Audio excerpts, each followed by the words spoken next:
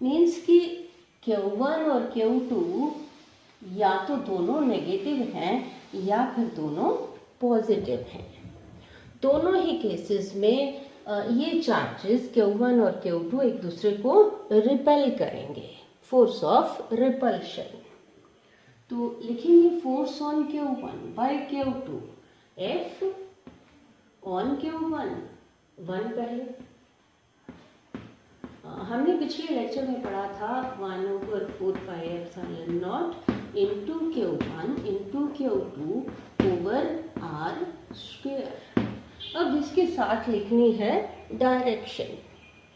अब ये force on Q1 इस तरफ को रिपेल हो रहा है Q2 की वजह से, फोर्स इस डायरेक्शन में, means from Q2 to Q1, from 2 to 1 और फ्रॉम 2 to 1, 2 पहले, कैप यूनिट वेक्टर। अब इस यूनिट वेक्टर को हम यहाँ मल्टीप्लाई कर लें R21 से, डिवाइड भी कर लें R21 से, मैग्नीट्यूड से। अब इसको यहाँ डायरेक्शन है, इसका मैग्नीट्यूड 1 और ये मैग्नीट्यूड है, तो मिला करके इसको क्या लिख सकते हैं, ये और इसको हम हटाते हैं तो हमारे पास ये आ गया। अब R21 को क्या लिख सकते हैं, R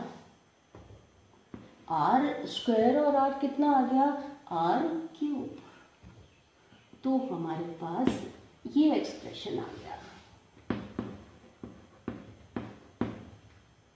this is force F1। चलिए अब लिखते हैं फोर्स ऑन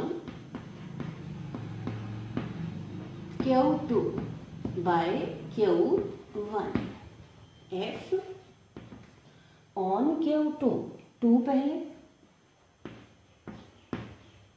तो ये आ जाएगा 1/4πε0 into Q1 into Q2 over R square.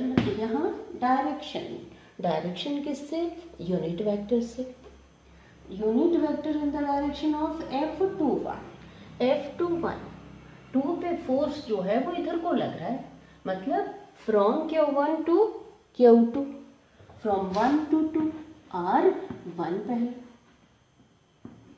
Cap. अब यहाँ पे मल्टीप्लाई कर दें